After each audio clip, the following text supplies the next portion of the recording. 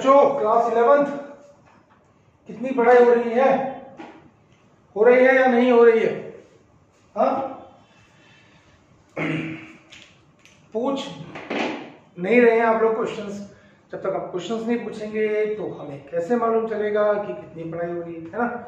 Question पूछते रहिए, comments में जाते रहिए, क्वेश्चंस पूछते रहिए, ठीक है। चलिए आगे चले। इस चैप्टर को अब हम एंड करने वाले हैं, पीरियोडिसिटी इन प्रॉपर्टीज को, ठीक है। आज हम क्या करने वाले हैं? पीरियोडिक ट्रेंड इन केमिकल प्रॉपर्टीज, केमिकल प्रॉपर्टीज का पीरियोडिक ट्रेंड पढ़ने वाले हैं। अब केमिकल प्रॉपर्टीज का पीरियोडिक ट्रेंड मतलब हमें पढ़ना है कि कोई भी एलिमेंट अगर केमिकल कंपाउंड बना रहा है तो वो ऐसा कंपाउंड क्यों बना रहा है, कैसे बना रहा है। तो ये सब, जैसे फॉर एग्जांपल मैंने बोला Na बना रहा है NaCl, बोरॉन बना रहा है BCl3, फॉस्फोरस बना रहा है PCl5, है ना। तो अलग अलग कंपाउंड्स, जैसे सोडियम जब क्लोरीन के साथ कंबाइन हुआ तो 1:1 के रेशियो में कंबाइन हुआ, बोरॉन जब कंबाइन हुआ तो 1:3 के रेशियो में कंबाइन हुआ, फॉस्फोरस जब कंबाइन हुआ 1:5 के रेशियो में कंबाइन हुआ। तो कैसे, तो वो सीखने के लिए हमें सीखना पड़ेगा बेटा वैलेंसी या ऑक्सीडेशन नंबर। तो वैलेंसी क्या होती है, व्हाट इज वैलेंसी, या उसी को हम कभी कभी ऑक्सीडेशन स्टेट या ऑक्सीडेशन नंबर भी बोल देते हैं। वैलेंसी क्या है? Number of electrons used by an element in bond formation या इन कंपाउंड फॉर्मेशन।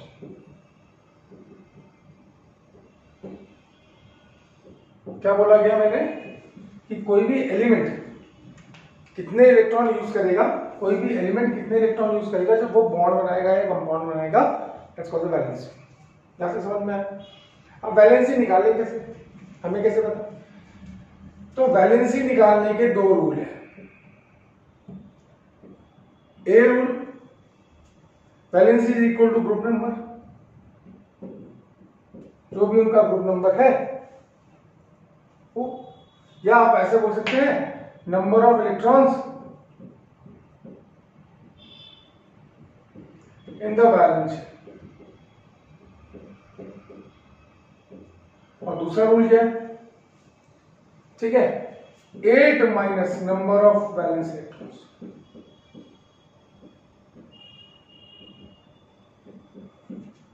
ठीक है, तो कोई भी एलिमेंट अपने कितने इलेक्ट्रॉन को यूज करेगा बॉन्ड फॉर्मेशन में, that's called the valency, that's called the oxidation state.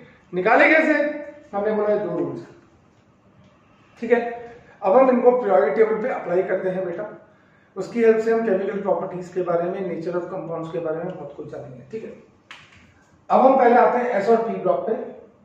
तो ग्रुप नंबर है 1, 2, 13, 14, 15, 16, 17 और 18, ठीक है।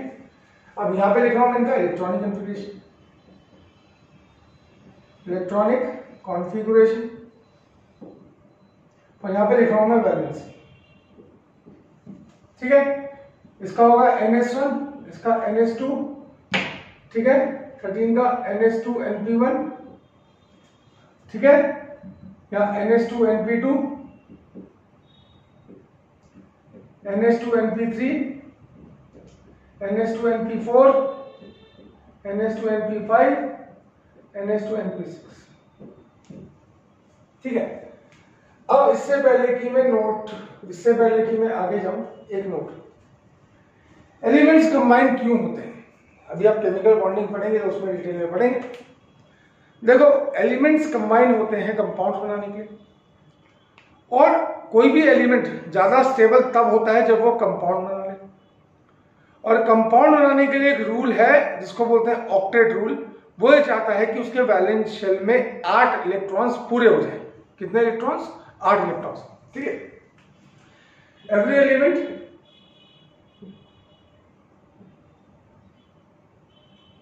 ठीक है tries to have 8 electrons in the valence, her element क्या रहता है कि उसके वैलेंस शेल में कितने इलेक्ट्रॉन हो जाए 8 इलेक्ट्रॉन, क्योंकि जब 8 इलेक्ट्रॉन हो जाएंगे तो नोबल गैस का कॉन्फ़िगरेशन आ जाएगा, और जब नोबल गैस का कॉन्फ़िगरेशन आ जाएगा तो आपको पता है नोबल गैस स्टेबल होती है, तो वो एलिमेंट स्टेबल हो जाएगा कंपाउंड की फॉर्म में। ठीक है, अब ये जो बच्चों मैंने आपको रूल बताए ना, अब ध्यान दीजिएगा कि वैलेंसी कैसे निकालें, सर ने तो रूल्स बताए। तो अब आते हैं कॉमन सेंस के ऊपर। वैलेंसी ग्रुप फर्स्ट कौन कौन है, लिथियम है, सोडियम है, पोटेशियम है। लिथियम का इलेक्ट्रॉनिक कॉन्फ़िगरेशन 1s2 2s1 ये आपको आता है, सोडियम का 1s2 2s2 या 281 लिख दूं, इसका 28 कितना 8 1, ठीक है, ग्रुप फर्स्ट का। अब देखो इनके वैलेंस शेल में कितने इलेक्ट्रॉन है, इनके वैलेंस शेल में कितने इलेक्ट्रॉन है, एक इलेक्ट्रॉन, एक इलेक्ट्रॉन, एक इलेक्ट्रॉन। इनके वैलेंस शेल में कितने इलेक्ट्रॉन है, 2 इलेक्ट्रॉन। इनके वैलेंस शेल में कितने इलेक्ट्रॉन है, 3 इलेक्ट्रॉन। तो अगर मैं पहले 3 ग्रुप की बात करूं, ठीक है, उनके वैलेंस शेल में 1, 2 और 3 इलेक्ट्रॉन है। अब हमने क्या लिखा कि भैया 8 इलेक्ट्रॉन चाहिए। अब अगर मैं group first, group second, group third की बात करूं और मैं ये बोलूं कि ये एलिमेंट चाहते हैं कि इनके वैलेंस शेल में 8 इलेक्ट्रॉन पूरे हो जाए, तो भैया ये 2 तरीके से कर सकते हैं, है ना बेटा। कैसे कर सकते हैं, या तो ये इस इलेक्ट्रॉन को लूज कर दें, ठीक है, ये 1 इलेक्ट्रॉन लूज कर दें, ये लूज करेगा तो वैलेंस शेल में कितने बचेंगे 8, पोटेशियम लूज करेगा तो वैलेंस शेल में कितने बचेंगे 8, लिथियम लूज करेगा तो वैलेंस शेल में कितने बचेंगे 2। आपको पता है हीलियम का कॉन्फ़िगरेशन, नोबल गैस कॉन्फ़िगरेशन है ना बेटा, तो और वो भी स्टेबल होती है। तो क्या, या तो ये 7 इलेक्ट्रॉन गेन कर ले या 1 इलेक्ट्रॉन लूज कर ले। अब खुद कॉमन सेंस लगा, 7 इलेक्ट्रॉन गेन करना इनके बस की बात है नहीं, क्योंकि आपको पता है लेफ्ट साइड जाते हैं तो न्यूक्लियर चार्ज बढ़ता है, यानी कि इनका जो न्यूक्लियर चार्ज है पहले 3 ग्रुप का वो बहुत कम है, तो गेन करने का तो सवाल पैदा नहीं होता। ठीक है, गेन करने का तो सवाल पैदा नहीं होता, गेन तो कर नहीं सकते फर्स्ट सेकंड थर्ड। तो अब क्या होगा, तो हम बोलेंगे भैया एक इलेक्ट्रॉन लूज करेगा तो बैलेंस कितने इलेक्ट्रॉन यूज किए 1, इसमें कितने हैं 2, इसमें कितने 3। तो भैया ग्रुप फर्स्ट, ग्रुप सेकंड और ग्रुप 13 में तो ऑक्सीडेशन नंबर जो होता है वो नंबर ऑफ वैलेंस इलेक्ट्रॉन, यानी कि पहला वाला रूल हमारा एप्लीकेबल। ठीक है, अब आते हैं कार्बन के ऊपर। ग्रुप 14, ग्रुप 14 कौन होता है, carbon, silicon, germanium, tin, lead. Carbon के पास कितने इलेक्ट्रॉन है 1, 2, 3, 4। सिलिकॉन के पास कितने इलेक्ट्रॉन है 1, 2, 3, 4। अब देखो इसके पास 4 इलेक्ट्रॉन है, या तो ये 4 इलेक्ट्रॉन लूज करें, ठीक, या ये 4 इलेक्ट्रॉन गेन करें। अब बताओ, आप ही बताओ क्या करेगा, मैं नहीं बोल रहा हूं कुछ भी। क्या बोला हमने, या तो ग्रुप 14 4 इलेक्ट्रॉन लूज करे या 4 इलेक्ट्रॉन गेन करे। अब देखो लूज तो एक करेगा नहीं, क्योंकि 4 इलेक्ट्रॉन लूज करने आसान नहीं होते।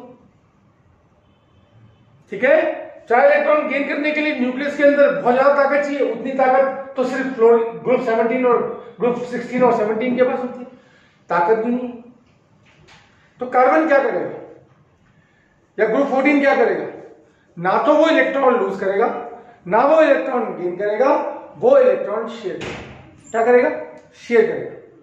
तो कार्बन क्या करता है, कार्बन ना ग्रुप 14 के element carbon, silicon, germanium, tin, ठीक है, ना तो इलेक्ट्रॉन लूज करते हैं ना ये इलेक्ट्रॉन गेन करते हैं, इसलिए ये 4 इलेक्ट्रॉन शेयर करते हैं। ठीक है, तो यहां पे भी क्या हो गया, यहां पे आप चाहे ये वाला रूल लगाओ चाहे ये वाला रूल लगाओ, दोनों रूल लग जाते हैं। ग्रुप नंबर वैलेंस शेल में कितने इलेक्ट्रॉन 4, तो ऑक्सीडेशन स्टेट क्या 4, 8 - 4 तो भी आएगा 4। ठीक है, अब आते हैं 15, 16, 17 और 18।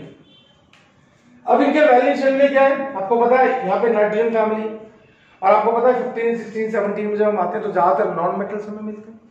और नॉन मेटल्स को नॉन मेटल्स क्यों बोलते हैं, क्योंकि वो इलेक्ट्रॉन गेन करते हैं। समझ में आ रहा है, तो अब यहां से इलेक्ट्रॉन गेन करने की टेंडेंसी बढ़ जाती है। तो इनके वैलेंस शेल में 5 इलेक्ट्रॉन, इनके वैलेंस शेल में 6 इलेक्ट्रॉन, इनके वैलेंस शेल में 7 इलेक्ट्रॉन। तो ये दो कॉमन ऑक्सीडेशन स्टेट दिखाएंगे। एक तो number of electron in the valence shell 5, दूसरा 8 minus number of electron in the valence shell 8 minus 5 यानी कि 3। यहां पे क्या दिखाएंगे 6 और 8 माइनस 6 इज इक्वल टू 2। ठीक है, ये कितने दिखाएंगे 7 और 8 माइनस 7 इज इक्वल टू 1 और यहां पे 8 माइनस 8 इज इक्वल टू 0। समझ में आया? तो ये दिखाएंगे 5b और 3b, 6b और 2b, 7b और 1b। ठीक है मेरी बात, कहते समझ में आ गया? तो यहां से लेके यहां तक ऑक्सीडेशन नंबर बढ़ रहा है, बढ़ तो यहां तक रहा है पर उसके बाद घट भी रहा है। कहते समझ में आ गया?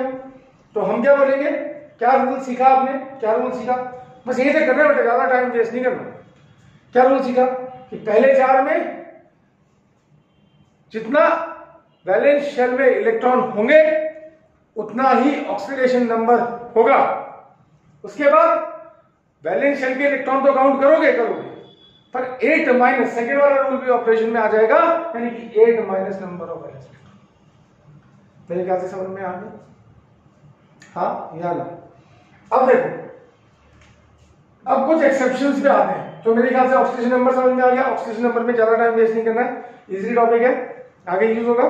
ठीक है, अब आते हैं एक बड़े टॉपिक पे जिसका नाम है इनर्ट पेयर इफेक्ट, जो कहां लगता है 13, 14, 15। क्या बोला? 13, 14, 15 के लोअर एलिमेंट्स में लगता है। ठीक है, तो आ जाए इनर्ट पेयर इफेक्ट के ऊपर।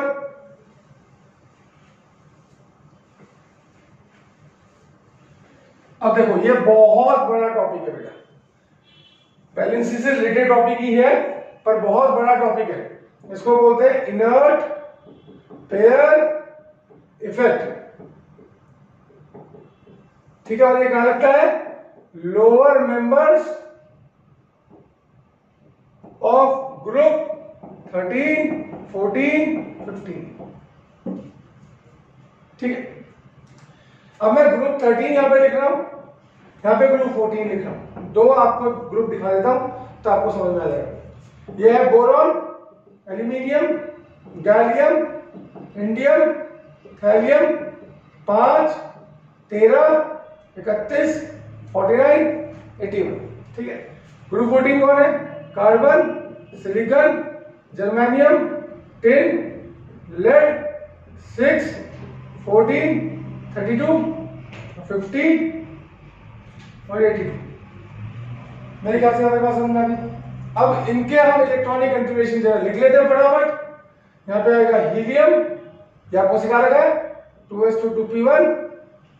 ठीक है, neon 3s2 3p1, argon 3d10 4s2 4p1, krypton 4d10 5s2 5p1 और यहाँ पे xenon T4 4s14 5d10 6s2 6p1। ठीक है, ग्रुप 13 हो गया। अब आते हैं ग्रुप 14 पे, फटाफट इलेक्ट्रॉनिक कंफिगरेशन करते हैं फिर आगे चलेंगे। हीलियम, नियोन, आर्गन, क्रिप्टन, ये आपको सिखा रखा है सब कुछ। जीनॉन, ठीक है मेरे प्यारे बच्चों। अब यहाँ पे एक एक बढ़ जाएगा, 2s2 2p1 की जगह 2s2 2p2 हो जाएगा, यहाँ 3s2 3p2, यहाँ 3d10। ठीक है, आता क्या समझ में? यहाँ पे 4d10 5s2 5p2 और 4f14 5d10 6s2 6p2। ठीक है, अब देखो पहले 3 एलिमेंट, पहले 2 एलिमेंट कौन से ऑक्सीडेशन स्टेट दिखाएंगे? Group number +3। अब ये क्या दिखा रहे हैं? ये +3 के अलावा +1 भी दिखा रहा है, ये 3 एलिमेंट। ऐसे ही पहले वाले 2 एलिमेंट कौन दिखाएंगे? +4, और नीचे वाले कौन दिखाएंगे? +4 के अलावा +1। ठीक है, ठीक है, यहां पे समझ में आ गया। अब ऐसा क्यों हो रहा है? अब देखो अगर ये +3 दिखाएंगे तो इसका 2s और 2p बॉन्ड फॉर्मेशन में जाएगा, इसका 3s और 3p बॉन्ड फॉर्मेशन में पार्टिसिपेट करेगा, 3 इलेक्ट्रॉन करेंगे ना भैया। पर जब वो +1 दिखाएगा तो सिर्फ p का इलेक्ट्रॉन यूज होगा। यहाँ पे जब +2 दिखाएगा, +4 दिखाएगा तो s और p दोनों जाएंगे, s और p दोनों जाएंगे। पर जब +2 जाएगा तो टॉपिक का नाम क्या है? Inert pair effect. अब ये कहां पे लग रहा है? ये इन s इलेक्ट्रॉन्स में लग रहा है।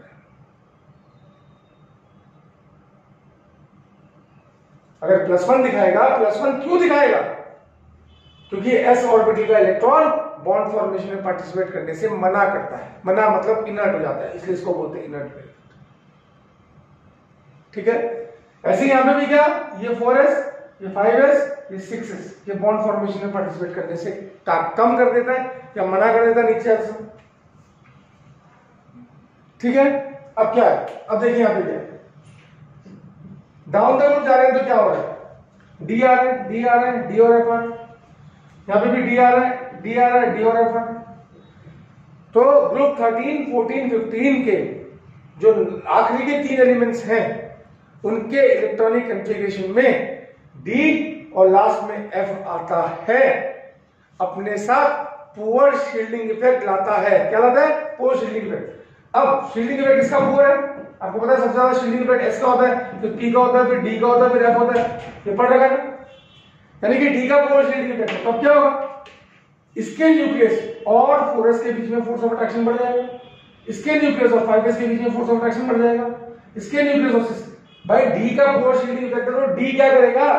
इस न्यूक्लियर चार्ज को आगे जाने से नहीं रोक पाएगा, यानी कि न्यूक्लियस इनको अट्रैक्ट कर लेगा, और अट्रैक्ट कर लेगा तो ये बॉन्ड फॉर्मेशन में पार्टिसिपेट करना कम कर देंगे या बंद कर देंगे, यानी कि इनर्ट हो जाएंगे। तो नीचे वाले 3 एलिमेंट कौन सी प्रॉपर्टी दिखाएंगे? +1 प्रॉपर्टी दिखाएंगे। ऐसे इसमें भी क्या होगा?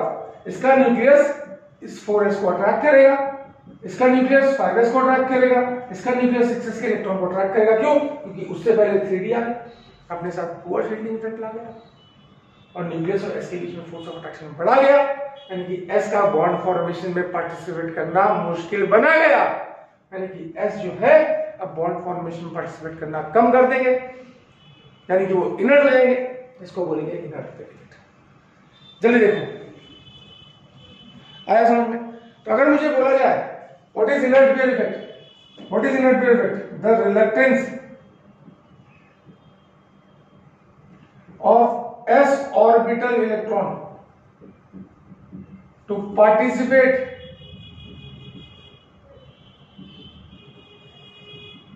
in bond formation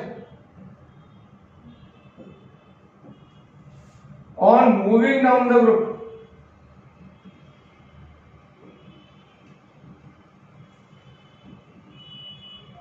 of group moving down the group लिख देता हूं, ठीक है? Is called inert pair effect.